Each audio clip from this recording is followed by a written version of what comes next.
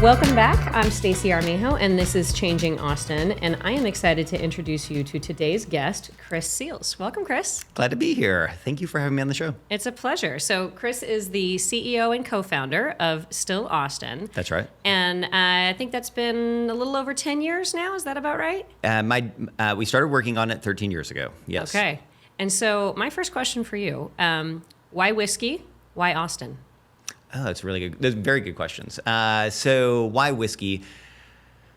I got into this because my dad retired, and he kind of went through a bit of a retirement crisis. He didn't really know what he wanted to do next. He was just bored sitting at home. So he came to me, and my dad's one of these people that has in his office, he has probably thousands of 3-ring binders. They're like his own personal internet. Okay. And it's like every single thing he's ever looked at. He kind of keeps the little bit of information on every single thing. And he came to visit me, and he said, "I want to talk to you." And he put a 3-ring binder on the table. And This is like your family code, we're about to have a real conversation. What have I got here? And he told me, "I have decided that I want to start a bourbon distillery, and I want you to help me." And I'm an economist. I used to do risk management, feasibility studies. Mm-hmm. How bad can something get? That's what I got paid to figure out, right? So my dad starts to show me what's in this book, which is a full-on business plan. It's got spreadsheets and cut sheets of equipment and everything about how he envisioned the business to get started. And it's literally the worst idea that's ever been on my desk. It's so bad because it's so risky. There's so many things that can go wrong in this. And I was a whiskey drinker before, but I wasn't a whiskey aficionado. And, what I thought at the time was, if I was going to say, this is the problem we're really trying to solve, I would say my dad is bored. My dad's in a little bit of a late life crisis. And my dad wants to spend time with me.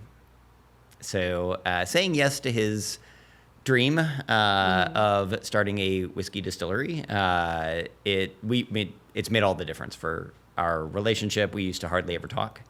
We talk maybe once a month at most, and now we literally talk every day and about everything.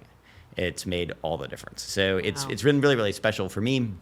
And why Austin? We really could have done this, I think, anywhere. I had come to Austin in 1993 to go to UT.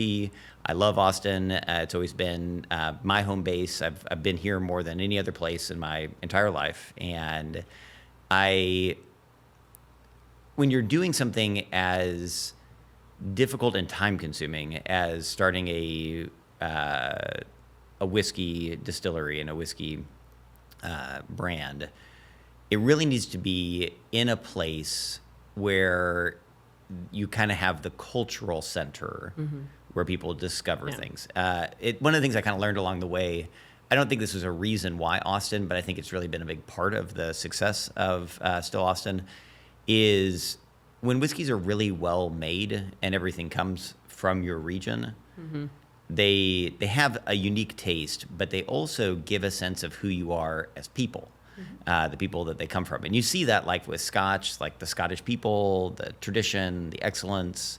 There's a lot of, you see the same with Kentucky bourbon and the values and kind of rural lifestyle and everything that kind of comes from that region.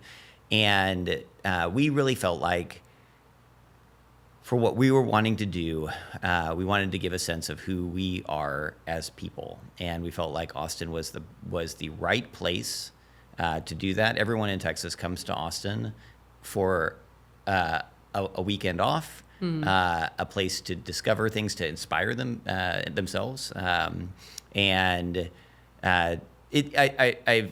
we I think for us, it's been a big part of the success. Austin has, we have 2 million residents. We have, according to the Visitors Bureau, now nearly 30 million visitors a year. Woo. And they come here to drink. And so it's not a bad place to really start something that's special. And these things last for a long time. Whiskey brands live on, for hundreds of years. And so if you're going to do it, you really need to do it in the center of the people that you're representing. So UT brought you here. Yes. UT brought me here Yes. as well. Yes. We talked Yes. about that, which is, I think, just a trend that I hear a lot. And I'm curious, you have a partnership with UT now. Yes.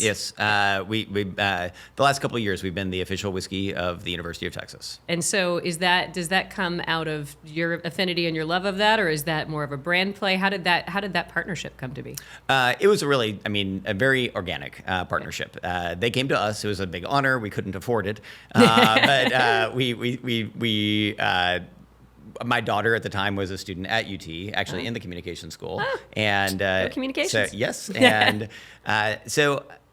we basically said we love UT, and there's hardly any brand in Austin that has more of an association with the city than the University of Texas at Austin, the Longhorns, and so we thought this would be a really special opportunity for us to interact, to be able to tell our story a little bit, and be able to support UT. And so it happened very, very organically. Everything that we did was things that they have never done before, and which is really nice. We're able to just come up with a couple of ideas that I think that being a little bit different has been a part of Austin's history from a way, way back, and it's a big part of still Austin as well. And so it was very, very effective partnership, and I don't know, it was just very special too. It was great to go to the games and just be part of the last couple of years as UT has done really well, and so it's been fun. And it's interesting to me how I know when I went to UT in the 90s, I thought I was just going to a state school in some college town, and and then I was going to go off and go to New York or LA or Chicago or somewhere glamorous, and here we sit decades later because the school introduced us to a community that was so much more than what I realized. 100%. And it's become and now the juggernaut that both are today is not something I would have guessed back then. No, completely. And when I first went to UT, the application was only on paper. It was one half of one page, which you cut off the the lower part of the page, and then you just put your stamp on the other side. That was the application. All the college students of today are cringing like, are you serious? That's what you had to do. That's what I had to do. And it was automatic acceptance if you had if you met certain criteria or whatever. And so it's definitely, I feel like UT and Austin has been just ascending for a long, long time, but it's really changed a lot in the last 20, 30 years. And even my kids stress about, can I get in? But fortunately my oldest did, and she really enjoyed it, just graduated. And so, congrats. It's a really, really special part of our city. And I think is a big part of the reason that Austin is so much of a vision of the future, and a vision that other people aspire to around the United States. So you have built in Austin. Yes. And tell me if ChatGPT is right or not. ChatGPT told me you had to wait 37 months for a permit. You know what? ChatGPT is right. Okay. Yes, I can't Tell me believe about that. That's that. amazing what ChatGPT knows. Right. So when we started, there had never been a legal whiskey distillery inside of the city limits of Austin, Texas. And we make a fairly massive amount of flammable liquid. It seems like something you want to do carefully. Yes. We also store it in wood barrels. And so if you want to do that in Austin, Austin's kind of different than most cities. We just tend to think about things differently, be more forward thinking. A lot of towns, the fire marshal is a former firefighter that usually has a lot of experience in being able to put out a fire or prevent one, right? Sure. But that's not how we do it in Austin.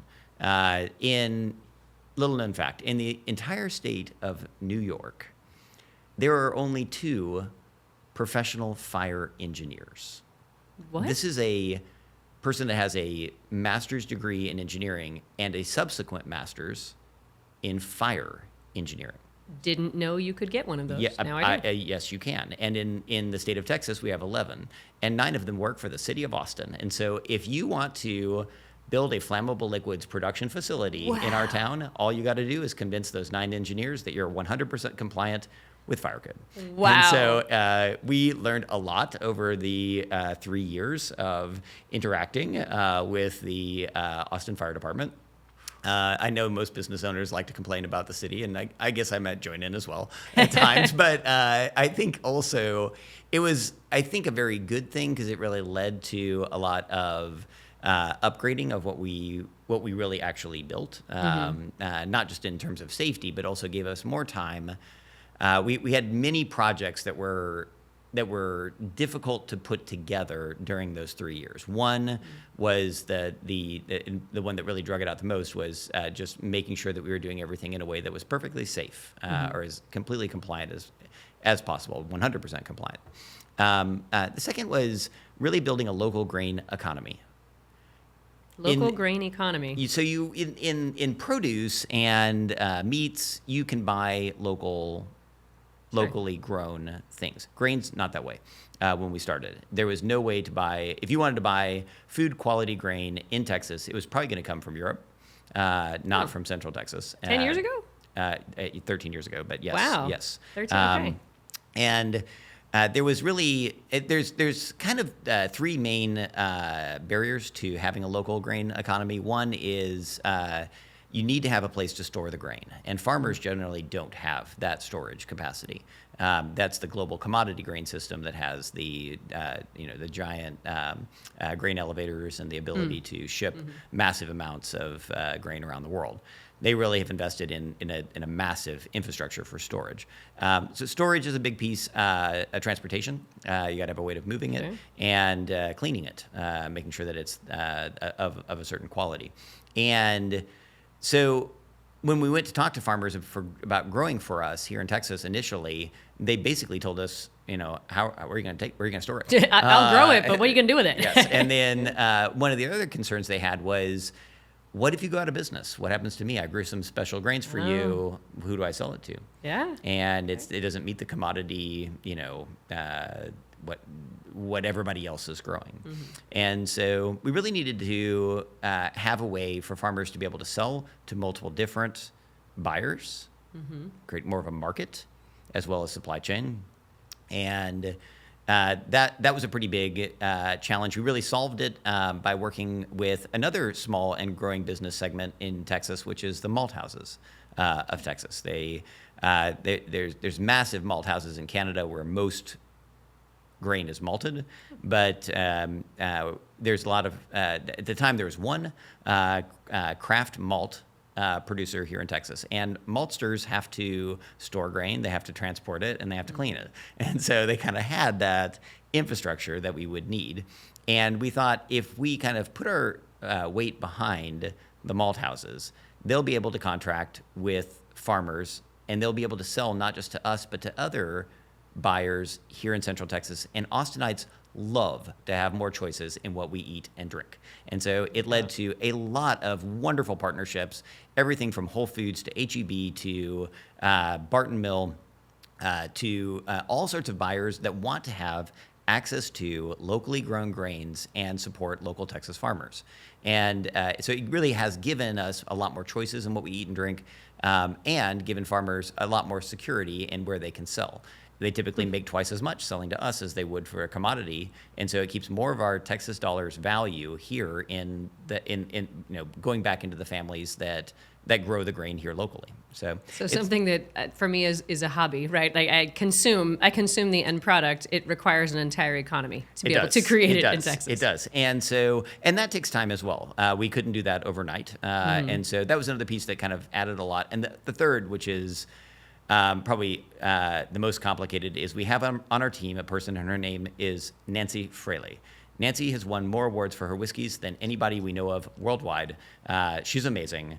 She's got very high standards. And when I first met her, I asked her if she would lay out a plan for us to make an amazing facility and amazing whiskeys that were, really kind of tell the story of Texas. And what she told me, first she just told me, I don't want to do it. Then she eventually said, okay, I'll write out a plan for you. But she told me this is not going to be easy. Mm-hmm. What you're wanting to do is going to be very hard.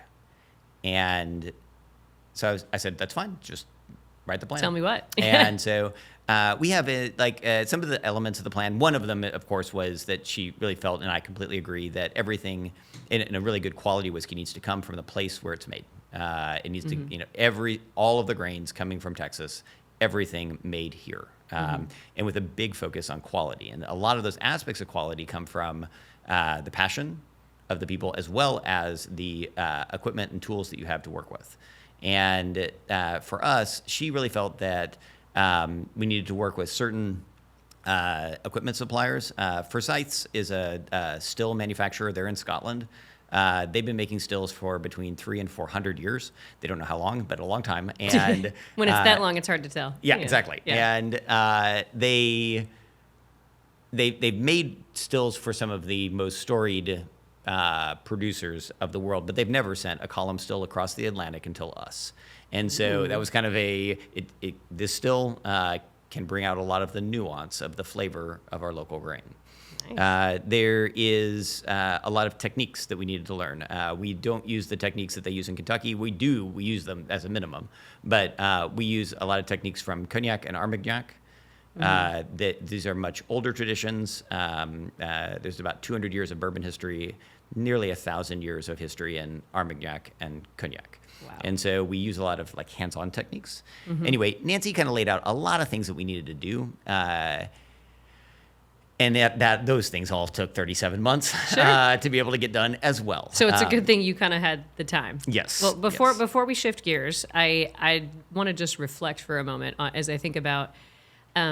There's lots of conversation about people are starting spirits brands, right? And especially there's celebrity endorsements and there's this and there's that, and I think it's easy to think about that sounds fun. I think I'll go do that too, and something just seems to pop up overnight. And there's what I'm hearing from you is a very different way to do it.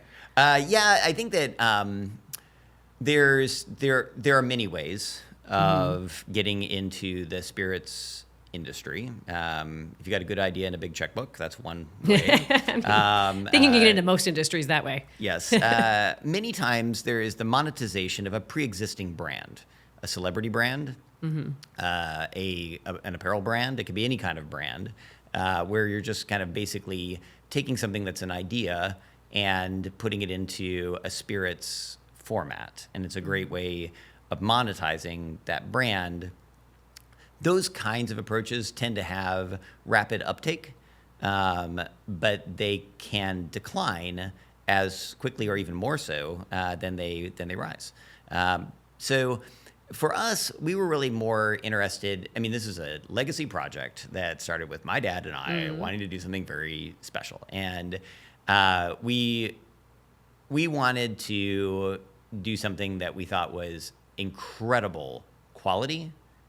We wanted flavor that was shocking and delicious, that everyone who's a whiskey drinker loves and is astonished by. We wanted to also do something that was shocking in terms of its creativity.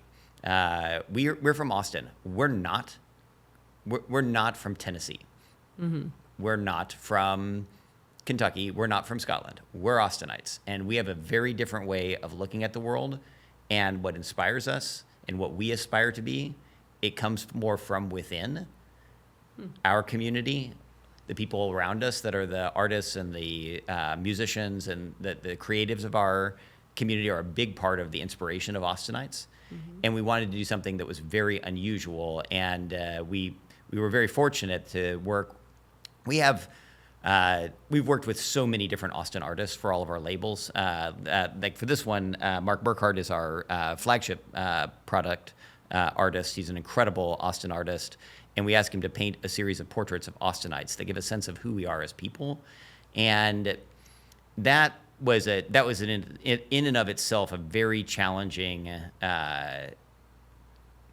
attempt, because we generally, the whiskey category is as exciting as white labels on a black label or black letters on a white label. That's kind of like what you have to choose from for There's like packaging. 3 fonts. Exactly. Yeah. And, exactly. Yeah. And so we wanted to kind of find this nexus of something that is beautiful, is genuine, is made by us, and also kind of reflects us.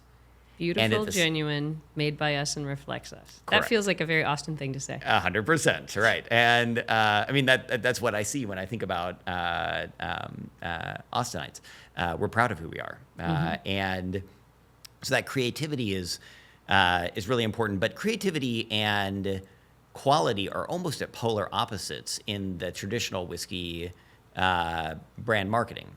The more conservative it is, the more quality indication it has. Just a number that says 25 on it kind of feels like, oh, this is better. And so how do we thread the needle of both owning what makes us different and having incredible quality? And I think Mark did a beautiful job with that. And by choosing us, Austinites, as the subject, it worked. And we were worried about it feeling a little bit low end. Sometimes, like if you put art on a label in a highly conservative category like bourbon, it can work against you. It worked for us beautifully, and just owning what makes us different. I think something else our audience would be really interested to understand from you is 2 things. The perspective on the customers you want to serve. Yeah, so obviously you're rooted in Austin and that inspires you, but that's not your only customer base. And so as you think about the customer you want to serve, and you mentioned legacy, and you mentioned how a lot of these brands can live for a decade or for a century or more. Yeah, and so as you think about your vision for Still Austin, is this I am really enjoying doing this right now. It was a legacy project with my dad, and maybe we'll achieve some degree of success and I'll go find what the next cool thing is that I want to do? Or are you thinking like, this is family business forever and always, I want this to be a generational play? Okay. Whiskey brands do last a long time. When we started this, we started with a 5-year plan. We then, after a little while, started to realize we really needed to have. It takes 5 years for us to make our product, so we need to have a longer plan. So we started working on 10-year plans. As we've been really you ask a little about the customer that we serve. We generally serve people who like to drink delicious whiskeys, and our business is on fire right now. We sell more per store than any other craft whiskey in America. So wow. we Congrats. People love it. They are drinking our whiskey like crazy. And if they keep drinking it like this, we're going to run out. So we have to make more. And so we've had to decide, okay, how are we going to do that? So we really decided to make a longer plan. And so we have that plan is a 100-year plan. We signed a 100-year lease, so we're going to be where we are for at least the next 100 years. I'm not going beyond 100 years. That's as far as I'm going. But just 100. I wish you had some long-term vision. Somebody else will have to take it beyond that. But these things do last for that. In fact, like we train sometimes at a distillery. This year is their 759th continuous year of production under the same family. And so at Frappen in Cognac. And so they really do go on for a long, long time, and they evolve and tell a very, very special story. But you need to have them be somewhat protected, where they can really kind of grow deep roots. Mm-hmm. A lot of the things that happen in our industry are kind of like the Catholic Church, in the sense that they go back a long ways. They've always been here, maybe always will be. They have to have that a little bit that mentality. Mm-hmm. And a lot of times when they're blending in cognac, they're working sometimes with distillates that were distilled from grapes that were grown before phylloxera wiped out the grapes of Europe in the 1880s. And so these things have been, they were already, maybe 50 years old in the 1880s, and it is that exact distillate that's, getting well into 160 years of maturation that they're using as part of their master blending. Mm-hmm. And so to be able to do the same sorts of things, you really need to have a long-term vision and expect that some of the things that we make, we won't ever drink, but our kids and grandkids, all of our descendants will have at their disposal to use for making great products at that time, and will also carry part of the story of Austin. I got to interrupt to reflect what you just said about our kids and grandkids will get to enjoy that. The nerd in me said, it's just like transportation infrastructure. It's just like water development. All of the things that we think about. You're exactly right. It's a really, really good point, because it does take that long to redo I-35. I mean, well, and the investments we're making today in any of those things, the odds that somebody who's old enough to drive a car today is going to get to see and benefit from some of what we're doing on 35 or in other areas of the community, or even you think about public transportation infrastructure and things like that, that the investments you make and how long it takes for those to pay off. It's if you're just doing this to serve, in our case, the population of today, then you do it really differently. But if you have a vision for the population of tomorrow, then your level of investment looks Absolutely. different. When those things get done, we're going to drink some really good whiskey. Yes. It's going to be very well aged, quite well matured at that point. Yes. Outstanding. Well, yes. I have just one more question for you.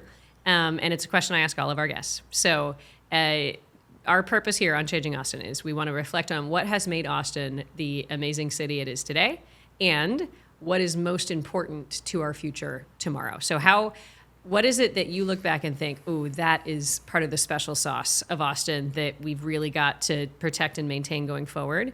And then what do you look at and say, ooh, this is the thing that we can really work on to be great in our next phase? That's a really good question.